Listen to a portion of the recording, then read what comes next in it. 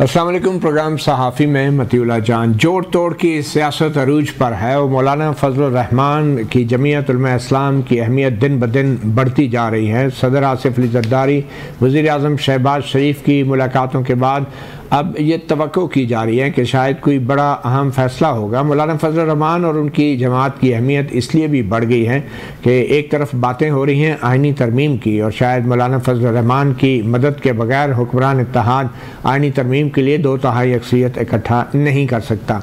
इसके साथ ही मियाँ नवाज शरीफ थोड़े से गैर मुतहर्रिक हो रहे हैं। दूसरी तरफ सियासी जमातें मुज़ाकरात की बात कर रही हैं, और ये मुज़ाकरात एक दूसरे से करने हैं या इस्टेब्लिशमेंट से करने हैं, अभी तक इसका भी कोई वाज़ेह फ़ैसला नहीं हो सका। इसी सिलसिले में आज सहाफ़ी प्रोग्राम में हमने ख़ास तौर पर दावत दी है मुस्लिम लीग नून के रहनुमा और साबिक़ MNA जनाब मियाँ जावेद लतीफ़ साहब को। मियाँ जावेद लतीफ़ साहब, बहुत शुक्रिया आपने सहाफ़ी प्रोग्राम को वक्त दिया। आप ज़ाहिर बात है हुकूमत की नुमाइंदगी करते हैं, या फिर मैं गलत तो नहीं कह गया, आप नून लीग की या नवाज शरीफ साहब की नुमाइंदगी करते हैं, शहबाज शरीफ साहब की तो नहीं करते? मैं तो सबकी करता हूँ। अच्छा, सबकी नुमाइंदगी कर रहे हैं। तो सबसे पहले तो ये बताएं कि मौलाना फजलुर रहमान साहब ने आज एक बड़ी अहम तकरीर की है, और उन्होंने ये कहा है कि तमाम जो मामलात हैं ये सियासतदानों के हाथ में दे दिए जाएं।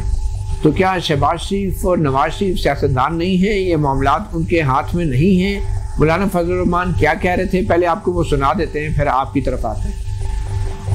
सियासतदानों को बाइख्तियार बनाओ, सियासतदानों को मामलात हवाले करें, सब चीज़ें अपने अंदर समेटना और सारे मामलात के लिए फैसलाबाद का घंटाघर बन जाना, हर चीज़ के लिए खुद अमृतधारा बन जाना, ये शायद एक ख्वाहिश तो हो सकती है, लेकिन ये कभी भी मसले का हल नहीं हो सकता। क्या हमारी हुकूमत के पास ये सलाहियत है? क्या उनके पास ये इख्तियार है कि वो खुद फैसला कर सकें, या अपोजिशन को एतमाद में लेकर पार्लियामान खुद उसके लिए कोई इक़दाम करे, मुज़ाकरात करे, बातचीत करे और मुल्क के अंदर इस इज़्तिराब को ख़त्म करे?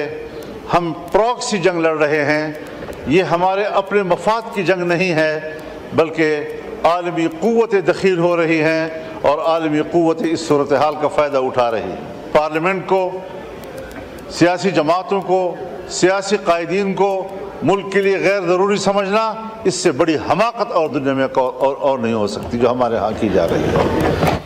तो मियाँ जावेद लतीफ़ साहब, मौलाना फजलुर रहमान तो बज़ाहिर आपके दिल की बात नहीं कर रहे, और थोड़ा वजाहत करेंगे कि शहबाज शरीफ साहब के हाथ में वाकई कुछ नहीं है। मौलाना साहब कह रहे हैं कि मामलात जो हैं, फ़ैसले जो हैं कहीं और तय होते हैं, और सियासतदानों और पार्लियामेंट को गैर ज़रूरी समझा जा रहा है। ये कौन सी कुव्वत है जो पार्लियामान और सियासतदानों को गैर ज़रूरी समझ रही है?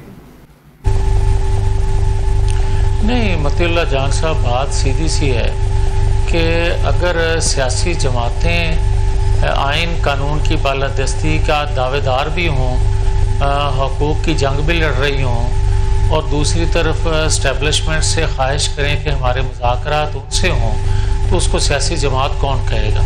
और फिर ये क्या तज़ाद नहीं है? और क्या आज अच्छा होता कि मौलाना फजलुर रहमान साहब, जिनका मुझे इंतहाई कदर है और उन्होंने हमेशा आइन कानून की बालादस्ती की एक तवील जदोजहद की है, क्या उनके पास जो जमात आती है उनसे कहना चाहिए था कि आज के बाद आप ये बात नहीं करेंगे कि हम जब भी मुज़ाकरात करेंगे इस्टेब्लिशमेंट से करेंगे, सियासी कुव्वतों से नहीं करेंगे? तो ये अच्छी बात है। और जहाँ तक तल्लक है उनका ये कहना कि बलूचिस्तान हो या दीगर इश्यूज़ पे जो वो बात कर रहे थे, मैं बिल्कुल इकरार करता हूँ कि पाकिस्तान के अंदर आलमी कुव्वतों का दबाव है। आलमी कुव्वतें अपने मफादात के लिए यहाँ इंतशार भी पैदा करती हैं, यहाँ इंतशार पैदा करने वाली कुव्वतों को सपोर्ट भी करती हैं। और क्या ये हकीकत नहीं है कि जिसने साइफर लहराया था उसने कहा था कि हम कोई ग़ुलाम हैं, और फिर क्या ग़ुलाम बन गए थे जब उसी रियासत की कांग्रेस ने आलमोस्ट यूनानिमसली उसके हक़ में करारदाद पास की। और कभी ऐसा होता है कि कोई रियासत उस शख्स या उस जमात के हक में करारदाद या तशवीश का इजहार करे उसकी गिरफ्तारी पे जो उसको गालियां देता रहा हो। जावेद लतीफ़ साहब, मौलाना साहब जो बात कर रहे हैं वो अपोजिशन की बात नहीं कर रहे, वो कह रहे हैं कि फ़ैसले जो हैं वो सियासतदानों के हाथ में नहीं हैं, ये तो हुकूमत फ़ैसले करती है। तो आप उसकी थोड़ी वजाहत करें ना, आप शहबाज शरीफ साहब के तर्जुमान हैं तो थोड़े बताएंगे कि फ़ैसले शहबाज शरीफ कर रहे हैं या कोई और कर रहा है। नहीं मतीउल्लाह जान साहब, मुझे किसी का तर्जुमान ना कहें, मैं तो एक जमात का कारकुन हूँ। मैं ये ज़रूर आपको कहूँगा और ज़ाती हैसियत में ये बात ज़रूर मैं कहता हूँ कि देखें, एक हकीकत है कि 2/3 अक्सरियत रखने वाली जमात जो है हुकूमत में हो तो क्या वो आज़ादाना फ़ैसले करती आई है? और क्या 2014 के जो धरने थे वो किसने दिलवाए थे, या 2017 में जो फ़ैसले दिलवाए गए थे इंसाफ फराहम करने वाले अदारे की जानिब से, क्या इंसाफ फराहम करने वाले अदारे ने आज़ादी से वो फैसले या मेरिट पे फैसले दिए थे? तो आज भी करवाए गए थे और करवाने वालों के पीछे आज भी वही कुव्वतें साजिशें कर रही हैं जो 2014 में कर रही थी। देखें, मैं बिल्कुल क्लियर हूँ कि 2014 में जब सी पैक शुरू करने की बात थी तो जिस रियासत को इमरान खान कहते रहे कि उन्होंने मेरे ख़िलाफ़ अदम एतमाद या मेरी हुकूमत को गवाया है, उनका बिल्कुल ये एजेंडा था और उन्होंने उस धरने को सपोर्ट किया, उन कुव्वतों ने सपोर्ट किया। तो धरना पाकिस्तान के अंदर मकामी एस्टेब्लिशमेंट के तवस्सुत से वो कामयाब हुआ। आज मकामी एस्टेब्लिशमेंट किस तरफ खड़ी है मियां साहब? आज जो सूरत हाल है, आज भी आलमी एस्टेब्लिशमेंट जो है वो पाकिस्तान के अंदर मालियाती अदारों के ज़रिए अपना एजेंडा फुलफिल करवाने के लिए दबाव डाल रही है और उसके लिए 804 नंबर जो है पूरा अपना किरदार अदा कर रहा है। उसके लिए जनरल फैज़ अपना पूरी सहूलतकारी फ्राहम कर रहे हैं, उसके लिए जनरल फैज़ की टीम पूरी सहूलतकारी जो है वो कर रही है। ये नहीं है कि 2 बंदों के गिरफ़्तार होने के बाद वो सहूलतकारी इदारों के अंदर बैठे लोगों की जानिब से ख़त्म हो गई है या रिटायर होने वाले लोगों की जानिब से ख़त्म हो गई है, या वो उसी तरह जारी है। हाँ, कमज़ोर हो गई है। तो आप IMF की शराइत को मुस्तरद क्यों नहीं कर देते हैं? आप बार बार कह रहे हैं मालियाती इदारों के ज़रिए दबाव डाला जा रहा है, वज़ीर आज़म आपके, हुकूमत आपकी है, आप क्यों दबाव कबूल कर रहे हैं? फिर आपको याद होगा कि जब पाकिस्तान को के दिफा को नाकाबिले तस्खीर बनाने के लिए नवाज शरीफ ने एटमी तजर्बा किया था तो पाबंदियाँ लगी थी। पूरी कौम ने नवाज शरीफ का साथ दिया था और उन पाबंदियों से हम निकल आए थे। आज IMF से जो मुआहदे थे या दीगर मालियाती इदारों से जो मुआहदे थे वो तोड़े किसने थे, और उनको ख़त कौन लिख रहा है और उनको फेवर कौन कर रहा है? उनके खतूत को वही लोग कर रहे हैं ना जिन्होंने मालियाती इदारों से आसान शराइत पे मुआहदे तोड़ दिए। और आज वक्त की कोई भी हुकूमत है जो होएगी उसको कड़ी शराइत पे उन्हीं मालियाती इदारों से मुआहदे करने पड़ रहे हैं मईशत को चलाने के लिए। जी मियाँ साहब, आप मौलाना फजल रहमान की इस बात से इत्तफाक नहीं करते कि सियासतदानों के हाथ में फ़ैसले नहीं हैं, या आप इत्तफाक करते हैं कि सियासतदान किसी किस्म के भी फ़ैसले नहीं कर पा रहे? नहीं, ये एक हकीकत है कि सियासतदान अगर इकट्ठे हों और हर कोई अपनी बारी के लिए कंधा पेश ना करे तो यकीनन मुल्क बेहतरी की जानब जा सकता है। तो आप ये मानते हैं कि पहले नून लीग कंधा पेश करती रही है, फिर PTI कंधा पेश करती रही, आप मानते हैं? नहीं, मैं ये कहता हूँ कि नून लीग या PTI या पीपल्स पार्टी की बात नहीं है। जो कंधा पेश करते हैं उनके हाथ पांव मरोड़ के जिस तरह कंधा ले लिया जाता है वो भी सबके सामने है। मगर जो खुशी से एक पेज पे आते हैं जब 2018 के इंतखाबात के नताइज बदल के एक बंदे को बिठाया जाता है और वो बड़े फ़ख्र से बात करता है कि हम सब एक पेज पे हैं, और एजेंसियां जो काम कर रही हैं, टेप कर रही हैं फ़ोन, वो भी मैं समझता हूँ कि करने चाहिए। आज उसके ख़िलाफ़ जदोजहद ज़ाहरी तौर पे वो कर रहे हैं ये बात गलत है, या उस वक्त झूठ बोल रहे थे या आज झूठ बोल रहे हैं। मियां साहब, आप ये भी कह तो रहे हैं देखा कि हाथ जाए। पांव मरोड़ के कंधा ले लिया जाता है, ये नून लीग के हाथ पांव मरोड़ के अभी कंधा लिया गया है। ਤੁਸੀਂ ਮਤੀਉਲਾ ਜਾਨ ਸਾਹਿਬ सिर्फ नून लीग के पीछे ना पै जाओ, मैं तो जी हकीकत ही वो बयान कर रहे हैं। मैं आपको ये बारहा कह चुका हूं पहले भी कि खुशी खुशी हुकूमत में आई है या मजबूरन हुकूमत में आई है? ठहर जाए ना भाई, ठहर जाए एक सेकंड। 2024 के इंतखाबात कोई मुख्तलिफ नहीं थे 2018 के इंतखाबात से। जबरदस्त। 2018 में एक जमात को निकालना था, दूसरी को लाना था। 2024 में फ़र्क ये आया है कि पिक एंड चूज़ हुआ है, हर जमात से कोई तमीज़ नहीं थी कि किस बंदे का तल्लक किस जमात से है, बल्कि वो मंजूर नज़र है तो उसको फॉर्म 47 दे दिया गया है। एक और ममासलत भी है ये मियां साहब, एक और ममासलत भी है। 2018 के बाद भी नवाज शरीफ साहब गायब हो गए थे, अब 2024 के बाद भी नवाज शरीफ साहब गायब हैं, कोई सामने नहीं है, ना कोई बात है, ना कोई इंटरव्यू, ना कोई प्रेस कॉन्फ्रेंस। कहाँ है मियां नवाज शरीफ साहब? नहीं, एक ममासलत ये है 2018 और 2024 में।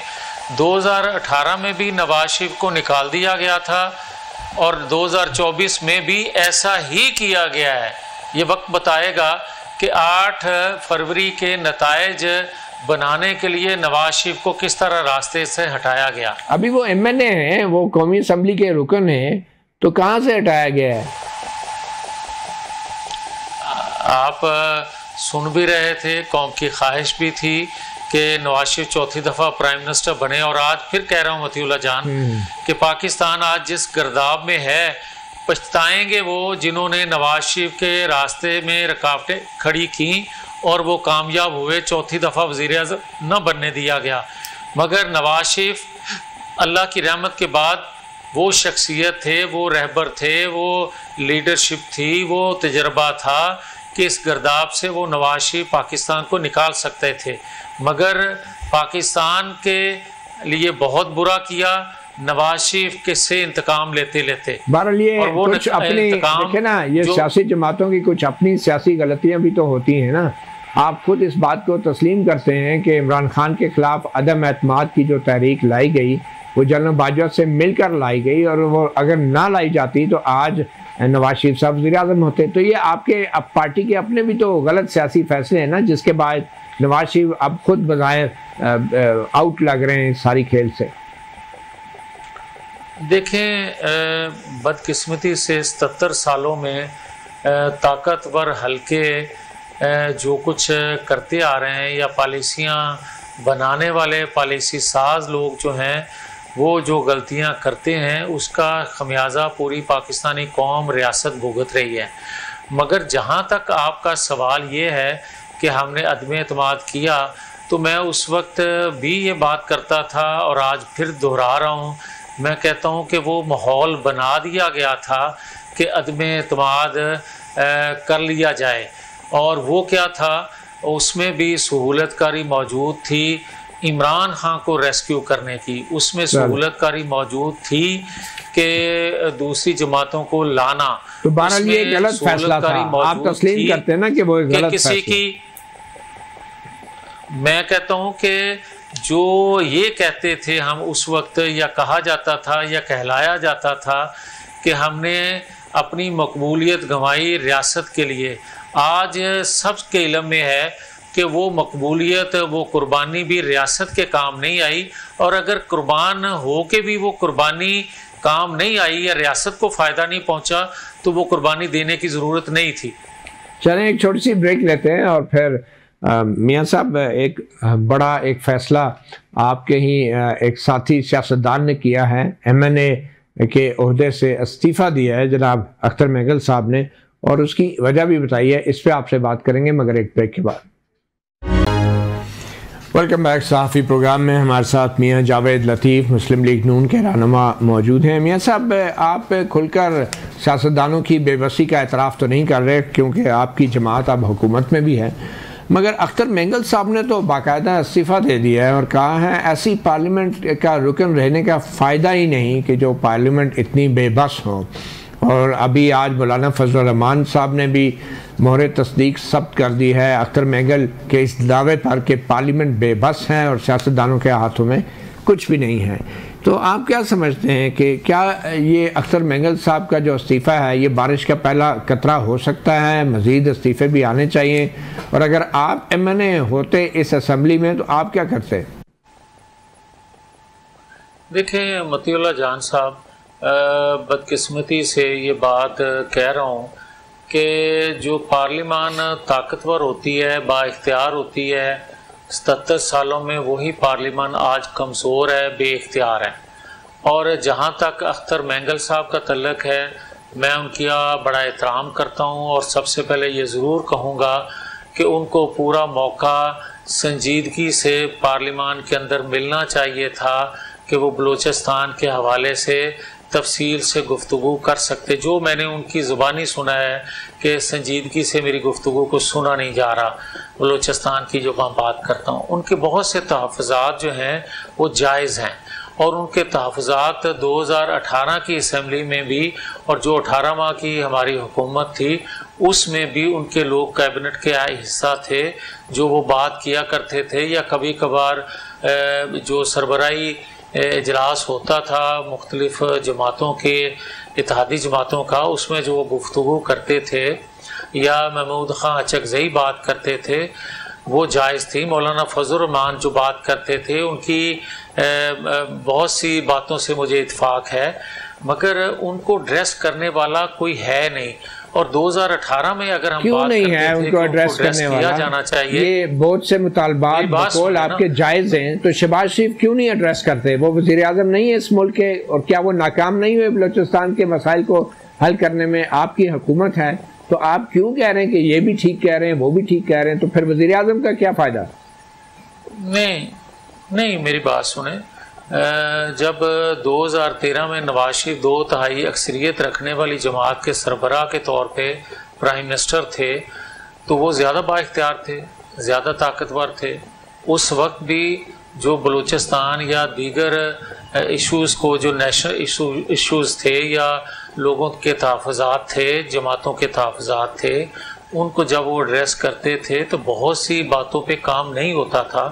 आपको इल्म होगा कि जो हकीकत बयान करने पे डॉन लीक्स एक स्कैंडल बना था और फिर हमें गद्दार बना दिया गया था, और उसके बाद उसी बात को जनरल बाजवा ने बतौर आर्मी चीफ के दोहराया, मगर उसको किसी ने ये नहीं कहा था कि आप सिक्योरिटी रिस्क बन चुके हैं या आप पाकिस्तान के हमदर्द नहीं हैं, किसी और मुल्क की नुमाइंदगी करने की ख्वाहिश कर रहे हैं या उनके अपना मतलब की बात कर रहे हैं या उनके दिफा की बात कर रहे हैं। आज के हालात बलूचिस्तान में जो खराब हैं, क्या इसके जिम्मेदार आपकी पार्टी नहीं है? आपके वज़ीर आज़म इसके जिम्मेदार नहीं है इसके जो बलूचिस्तान में हो रहा है? कौन जिम्मेदार है? भाई मेरे बात सुन लें, गुस्सा ना करें। मैं आपकी खिदमत में ये गुजारिश कर रहा हूँ कि 2/3 अक्सरियत रखने वाली जमात और एक तजर्बाकार सीनियर मोस्ट प्राइम मिनिस्टर तीसरी दफ़ा के, वो जब बात करते हैं तो उस वक्त ये किया जाता है। तो एक सादा अक्सरियत ना होने के बावजूद भी प्राइम मिनिस्टर जो एक अरेंजमेंट के तहत बना होगा वो कितना पावरफुल होगा उसका अंदाज़ा मुझे तो है। शायद आप नहीं करना चाहते तो आपकी मर्जी है। अरेंजमेंट के तहत शहबाज शरीफ वज़ीर आज़म बने, ये अरेंजमेंट क्या है, जरा ये तो बता दें। मतीउल्लाह जान साहब, आपको अरेंजमेंट का भी सारा पता होता है और आपको फिर मैं अपनी स्टैंडिंग कमेटी का जब मेरे पास इख्तियार था तो जब आपको उठाया गया था तो मैंने बुलाया था, याद है ना आपको? हाँ, बुलाने का इख्तियार जरूर था, बिल्कुल। एजेंसी, हाँ, और आपको याद होगा फिर आया कोई नहीं था। और फिर आपको याद होगा कि मुझे ही उस वक्त के जो मिनिस्टर थे या सेक्रेटरीज थे वो कहा करते थे कि भाई जी त्यानू अपना ख्याल नहीं, सानू ते कम अज कम जिंदा रहन दो। नहीं, आपकी मीटिंग हमने अटेंड की थी, लेकिन उस कमेटी ने भी कोई हतमी नतीजा नहीं निकाला था उसका। तो बहरहाल आप अपनी मिसाल दुरुस्तों पे दे रहे हैं, लेकिन आप नाम नहीं ले पा रहे कि कौन जिम्मेदार है बलूचिस्तान के इन मसाइल का। नहीं, देखें, बलूचिस्तान के मसाइल की तमाम हुकूमतें जो हर दौर में रही हैं वो भी जिम्मेदार हैं, अदारे भी जिम्मेदार हैं। हम सब ने गलतियां की हैं और फिर वहाँ के लोगों ने भी गलतियां की हैं। ये नहीं कि किसी से गलती कम हुई है, हाँ किसी से कम जरूर हुई होगी, ये नहीं हो सकता कि किसी से हुई नहीं गलती और उसको ऐसी सजा मिल रही है। अच्छा, हम सब ने गलतियां की हैं और हम सबको उन गलतियों का इदराक होना चाहिए। बिल्कुल, इदराक भी होना चाहिए, एतराफ़ भी होना चाहिए। इदराक भी है, एतराफ़ भी है, मगर इसके बाद कुछ नहीं है। अब आगे चलते हैं थोड़ा। पीटीआई से मुज़ाकरात के हवाले से, आपके हवाले से खबर ये है कि आप कहते हैं मुज़ाकरात नामुमकिन है, पीटीआई से होने नहीं चाहिए, और 9 मई के वाक़यात में मुलव्वस पीटीआई से मुज़ाकरात अगर हुए तो फिर दहशतगर्द तंजीमों से भी मुज़ाकरात करें। कि क्या आप मिसाल दे रहे हैं? पीटीआई एक सियासी जमात है, सबसे पॉपुलर बड़ी मैं मिसाल नहीं, मतीउल्लाह जान साहब मेरी बात सुन लें। कब तक आंखें बंद रखेंगे? और ये विंडो जो आपने खोली है, इस विंडो को अगर ताला नहीं लगेगा तो ये दरवाज़ा बन के आने वाले वक्त के लिए खुल जाएगा हर एक के लिए। आप कमाल करते हैं कि एक शख्स जो है 200 जगहों को टारगेट करके वो हमलावर होता है, और क्या वो उसका ज़हन, सोच, अप्रोच इतनी काम करती है अकेले बंदे की कि वो हर एक को मैसेज दे दे के वहाँ जाके हमला कर दो। ये एक मनसूबाबंदी से और एक सहूलतकारी से ये सारा कुछ हुआ। मुल्क जो है उसमें आग लगी हुई है और 1.5 साल बाद हम ये फैसला नहीं कर पाए कि वो दहशतगर्द हैं या एक सियासी वर्कर हैं। सियासी वर्कर की ये पहचान होती है, तो फिर आप सियासी वर्कर की ये तारीफ होती है। आप ये कह रहे हैं कि शहबाज शरीफ हुकूमत नाअहल है कि उसने इस सियासी जमात को अभी तक इस पे पाबंदी नहीं लगाई, आप ये कह रहे हैं? नहीं, आप कुछ अल्फाज सख्त कह जाते हैं, वो आपके अपने अल्फाज होंगे, मगर मैं आपको ये ज़रूर कह रहा हूँ कि भाई अदारे किस काम के हैं? रियासत के अदारे, इन्वेस्टिगेट करने वाले अदारे या फैसला साज अदारे या फैसला करने वाले अदारे, इंसाफ फराहम करने वाले अदारे कहाँ हैं भाई? केस आप बनाएंगे तो कोई अदालत में फैसला होगा ना। केसेस आपसे नहीं बन रहे, आपकी हुकूमत से मुकदमा नहीं बन रहा, सबूत नहीं पेश हो रहे, सीसीटीवी कैमरा आप नहीं पेश कर पा रहे, अदालतों के ऊपर सब कुछ डाल देना भी तो मुनासिब नहीं। नहीं मतीउल्लाह जान साहब, ये मुनासिब बात नहीं है। बात यह है कि क्या इससे पहले जब हमें सजाएं दी जाती थी बेगुनाह होते हुए, उस वक्त सबूत आ जाते थे? उस वक्त इंसाफ फराहम करने वाले अदारों को सारे सबूत नजर आ जाते थे? आप कह रहे हैं अब भी वही नाइंसाफी होनी चाहिए जो नाइंसाफी आपके साथ हुई है, अब भी वही होनी चाहिए, आप ये कह रहे हैं? यार नहीं मतीउल्लाह जान, एक बंदा कहता है कि मैं पेट्रोल बम का इस्तेमाल करता रहा हूं जमान पार्क में, उसके बाद कोई सबूत रह जाता है? एक बंदा कहता है कि मैंने कहा था, एक सेकंड यार, एक सेकंड, एक बंदा कहता है कि मैंने GHQ के बाहर मुजाहरा करने के लिए, एहतजाज करने के लिए कहा था, उसके बाद कोई सबूत रह जाता है? एक बंदा जब गुड टू सी यू वाले के पास जाता है और कहता है कि जिन्होंने मुझे पकड़ा है, रिएक्शन भी तो वही लोगों ने देना था, उसके बाद कोई सबूत रह गया है? बहरहाल मियां जावेद लतीफ साहब, आप पे भी माजी में गद्दारी के मुकदमात बने और अब बात हो रही है जनरल फैज़ के कोर्ट मार्शल की, और उससे आगे बात हो रही है कि इमरान खान को भी फौजी अदालत में उसका ट्रायल होना चाहिए। बतौर सियासतदान मियां जावेद लतीफ़ क्या समझते हैं, क्या एक साबिक़ वज़ीर-ए-आज़म का ट्रायल फौजी अदालत में होना चाहिए? मुझे बताएं मतीउल्लाह जान साहब कि मेरी जो वो स्टैंडिंग कमेटी थी, जब आपको उठाया गया था, जब आप पे तशद्दुद हुआ था, अब मैं आज बात करने लगा हूँ, उस वक्त जो सेक्रेटरी या जो वज़ीर इंफॉर्मेशन के थे या वज़ीर दाखिला थे, उनकी जानिब से जो लोग आया करते थे उस कमेटी में, वो कहा करते थे कि जो आज जनरल फैज़ साहब गिरफ्तार हैं, इन्होंने भाई उठवाया है, हम कैसे आपको जवाब दे दें? उनसे पूछें, हमसे तो ताकतवर हैं। आज बता रहा हूं मैं आपको, ये मगर किसी की मुंह में जुबान थी उस वक्त?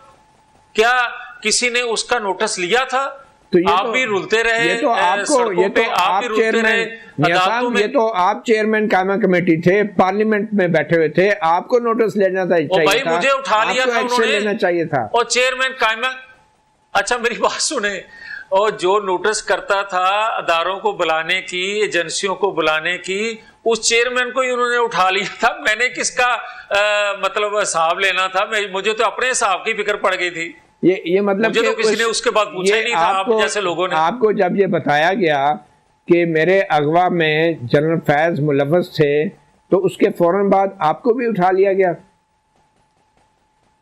मुझे उठा लिया गया था, उसका मैं तो आपका पता करता रहा, आपने मेरा पता नहीं लिया था। अच्छा आपको मालूम है कि आपकी हुकूमत भी आई बाद में, लेकिन अभी तक उस मामले का कुछ पता नहीं चला। बहरहाल मैं यहाँ पे अपनी बात नहीं करना चाह रहा, मैं आपसे सिर्फ ये जानना चाह रहा हूँ कि क्या फौजी अदालत में साबिक वज़ीर-ए-आज़म इमरान खान का ट्रायल होना चाहिए या नहीं? मियाँ जावेद लतीफ साबिक MNA क्या कहते हैं? देखें, दो चीजें हैं। अगर तो कोई करप्शन केस है, अगर तो कोई बेज़ाब्तगी हुई है, उसका सिविलियन का किसी तौर पे फौजी ट्रायल नहीं होना चाहिए। मगर अगर किसी ने पाकिस्तान पे हमला किया है, अगर किसी ने पाकिस्तान की तनसीबात पे हमला किया है, दिफाई तनसीबात पे हमला किया है, करवाया है, मास्टरमाइंड है, क्या उसको आप इस तरह छोड़ देंगे जिस तरह 2-3 खवातीन को छोड़ा गया है? इस तरह छोड़ देंगे? ये सवाल तो मैं यही कहूंगा ना, ये सवाल तो बड़ा अहम है, और आपसे भी किया जा सकता है कि अगर किसी फौज के सरबराह को जब वो हवाई जहाज में हो, उसको बरतरफ कर दिया जाए, एक नया सरबराह लगा दिया जाए और मुसाफिरों की जानों को खतरे में डाल दिया जाए, फौज में बगावत के लिए साजिश की जाए, तो फिर उसको त्यारा हाईजैकिंग के इल्ज़ाम में अगर तब भी सिविल अदालत में उसका मुकदमा चलाया जाए, तो फिर साबिक वज़ीर-ए-आज़म इमरान खान को क्यों फौजी अदालत में ट्राई किया जाए? नहीं, इसकी मतीउल्लाह जान, मैं आपसे ये तवक्को नहीं रखता था। ये कोई मुमासलत नहीं है। आप मुझे ये बताएं, चीफ एग्जीक्यूटिव का ये इख्तियार है कि नहीं कि वो आर्मी चीफ को सैक कर सकता है? बिल्कुल है। नया आर्मी चीफ पॉइंट कर सकता है ना?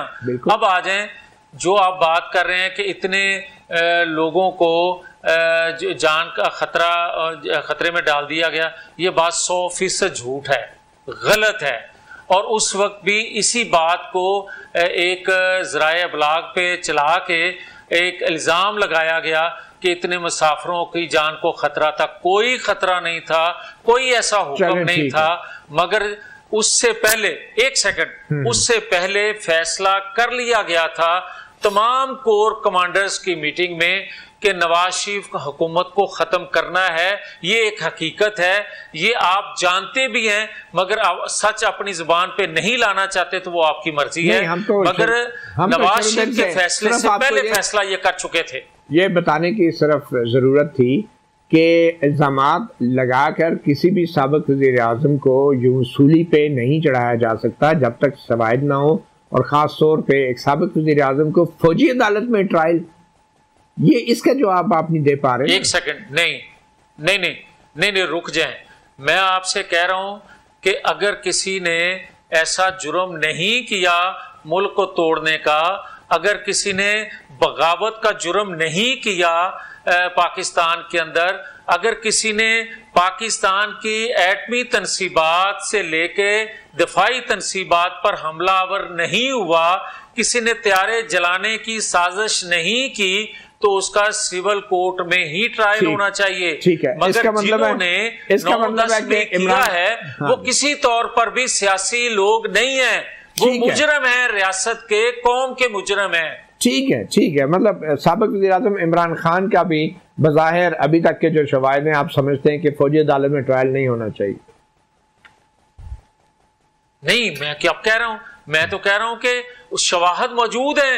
1.5 साल हो गया, आप उसको सियासी जमात के लबादे में कवर करके उसको 1.5 साल हो गया चला रहे हैं। उसने तो वो साजिशें पाकिस्तान के खिलाफ की हैं जिसका 77 साल तारीख में मिसालें नहीं मिलती। बहरहाल 9 मई के हवाले से मुकदमात जो हैं उनमें इमरान खान के खिलाफ जो मुकदमात हैं, बहुत से मुकदमात में उनकी जमानत भी हो चुकी है, कुछ मुकदमात ख़त्म भी हो चुके हैं। सिविल अदालत में तो कुछ साबित नहीं हुआ, आप देखें शायद फौजी अदालत में कुछ साबित हो जाएगा। एक छोटी सी ब्रेक लेते हैं, ब्रेक के बाद मियां जावेद लतीफ़ रहनुमा मुस्लिम लीग नून हमारे साथ मौजूद हैं।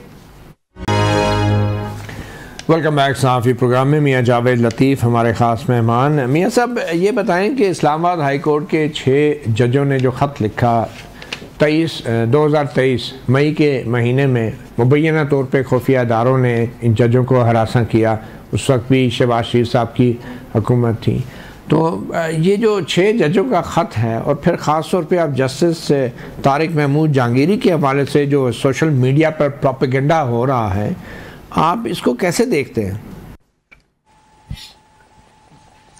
पहले तो मतीउल्लाह जान साहब, मैं वो बात क्लियर करना चाहता हूँ कि आप कह रहे हैं कि उसका सिविल कोर्ट में चलना चाहिए या मिलिट्री कोर्ट में उसका ट्रायल होना चाहिए।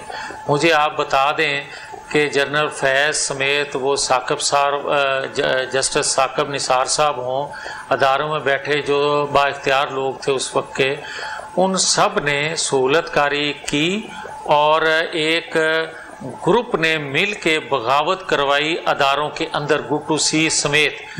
क्या बगावत करने वालों को, दफा की तनसीबात जो हैं वहाँ हमला करने वालों को आप सियासी कारकुन कहेंगे? पर ये तो आप उनको बगावत करने वालों की तरह ट्रीट, क्या बगावत हुई नहीं है? और क्या बगावत करने वालों को उसी तरह ट्रीट नहीं किया जाता जो बगावत में पकड़े जाते हैं? अभी तो बाकायदा बगावत का इल्जाम लगा भी नहीं है, अभी तो समरी ऑफ एविडेंस हो रहा है। जनरल आप कह रहे हैं ना, नहीं लगा, मगर हकायक तो मौजूद है ना। हकायक की बात हो रहा है, लेकिन अभी किसी अदालत में ना तो ये इल्जाम बाकायदा लगा है ना कहीं साबित हुआ है। एक सेकंड, मेरी यही तो मतीउल्लाह जान, यही तो सहूलतकारी है। ये पाकिस्तान की हिस्ट्री में पहली दफा हुआ है कि मुजरम जो है या जालिम जो है वो मजलूम बना हुआ है और मुजरम जो है वो फरिश्ता बना के पेश किया जा रहा है। और पाकिस्तान के ज़राए अबलाग नहीं, दुनिया के ज़राए अबलाग को जो फाइनेंसिंग हो रही है वो जरा चेक करें कहां से हो रही है और किन मकासद के लिए हो रही है। ये सहूलत कर लें, फिर उसके बाद आसानी हो जाएगी। ये जिसको आप सहूलत कह रहे हैं, इसी की वजह से मियां नवाज शरीफ साहब भी वापस आए, उनकी जमानतें हुई, केसेस खत्म हुए, यही अदालतें थी, यही जजेस थे, और ये भी सहूलतकारी थी जिसको आप कह रहे हैं कि ये सहूलतकारी है। पर मैं सवाल वही है कि जो जजों के साथ किया जा रहा है, जस्टिस तारिक महमूद जहांगीरी, एक सेकंड, नहीं मतीउल्लाह जान, एक सेकंड प्लीज, आप बराए मेहरबानी, आपकी अपनी राय हो सकती है, बिल्कुल राय मेरी राय जरूर ले लें। मैं वो राय मेरे नजदीक गलत ही नहीं, जुर्म भी है कि आप 2017 में मुझे सजा दें बेगुनाह होते हुए, कोई सबूत के बगैर, और आप लोग उसमें कहा करते थे कि नवाज शरीफ के साथ ज्यादती हुई। आज अगर 6 साल बाद नवाज शरीफ को इंसाफ मिले तो आप कह रहे हो कि ये सहूलतकारी है? नहीं, ये मुमासलत। आपको सिर्फ याद करा रहे हैं कि आप वही कर रहे हैं जो नवाज शरीफ के साथ हो रहा था।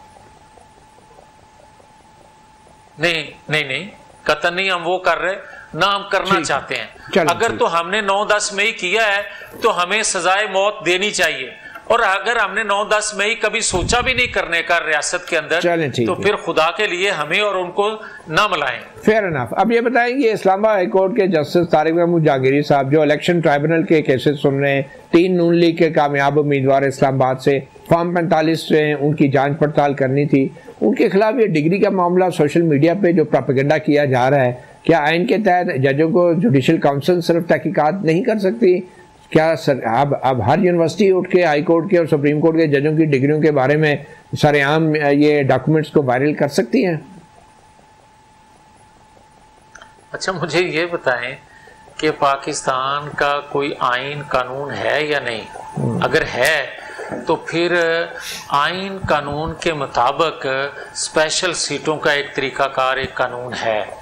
जब अदम एतमाद पंजाब असम्बली में होता है तो गुड टू सी यू कहने वाले चीफ जस्टिस साहब जो हैं एक फैसला देते हैं कि वोट कास्ट करने वाले का काउंट भी नहीं होगा और वो डी-सीट भी हो जाएगा, और अगले लम्हे दूसरे फैसले की जरूरत पेश आ जाती है और वही बेंच नया फैसला कर देता है कि वोट अकाउंट भी होगा, इलेक्शन ट्राइब्यूनल का क्या डी-सीट भी नहीं होगा। इलेक्शन ट्राइब्यूनल फॉर्म 45 की जांच पड़ताल करने वाले जज जस्टिस तारिक महमूद जहांगीरी का क्या ताल्लुक है इससे जो आप बात कर रहे हैं? अच्छा, मेरा अच्छा मतीउल्लाह जान, मैं आपसे हाथ बांध के एक गुजारिश करने लगा हूं। मेरे हल्के का नंबर है 115। सर, जस्टिस तारिक महमूद जहांगीरी साहब की बात करें, उनका क्या कसूर है उनके साथ जो कर रहे हैं? मैं वही आता हूं, मैं वही आ रहा, मेरी बात तो यार सुन लें। आप अपनी मतलब की बात करते हैं, दूसरे की सुनते ही नहीं है। मैं आपसे ये गुजारिश करने लगा हूं कि 2 NA के हल्के हैं, NA 114, NA 115, दोनों की रिकाउंटिंग करा लें। उनकी जो बेल्ट पेपर थे वो फोरेंसिक करा लें, आपको दूध का दूध पानी का पानी हो जाएगा। सिर्फ ये बात करना कि मुस्लिम लीग के 3 कैंडिडेट जो थे या 3 MNA की वो कर रहे थे, स्क्रूटनी कर रहे थे, ये बात गलत है। मैं पहले कह चुका हूं कि जज की डिग्री वाला जो मामला है क्या मीडिया पे वायरल करना चाहिए? ये तो भाई जिन्होंने किया उनसे पूछें, मैंने तो नहीं किया। और ये चीफ जस्टिस काजी फाइसा की एक्सटेंशन हो रही है या नहीं हो रही अलग बात है, असूली तौर पे क्या देनी चाहिए एक्सटेंशन चीफ जस्टिस काजी फाइसा को? देखें, मेरी बात सुन लें मतीउल्लाह जान, एक तो मेरे इल्म में ये बात नहीं है कि एक्सटेंशन हो रही है या नहीं हो रही। जहां तक सवाल है तो ये पार्लियामान का इख्तियार है कि वो आईनी तरमीम कर सकती है। आईनी तरमीम 2/3 अक्सरियत के बगैर मुमकिन नहीं है। सही। अगर 2/3 अक्सरियत पहले होगी तो फिर ये सवाल बनता है, उसके बगैर तो ये सवाल बनता ही नहीं है। बहुत शुक्रिया। बहुत से सवाल बनते हैं और बहुत से सवाल नहीं बनते, मगर लोग फिर भी कुछ जवाब की तवक्को करते हैं। मियाँ जावेद लतीफ़ साहब, रहनुमा मुस्लिम लीग नून, बहुत शुक्रिया सहाफ़ी प्रोग्राम को वक्त देने का। इजाज़त दीजिए, अल्लाह हाफ़िज़।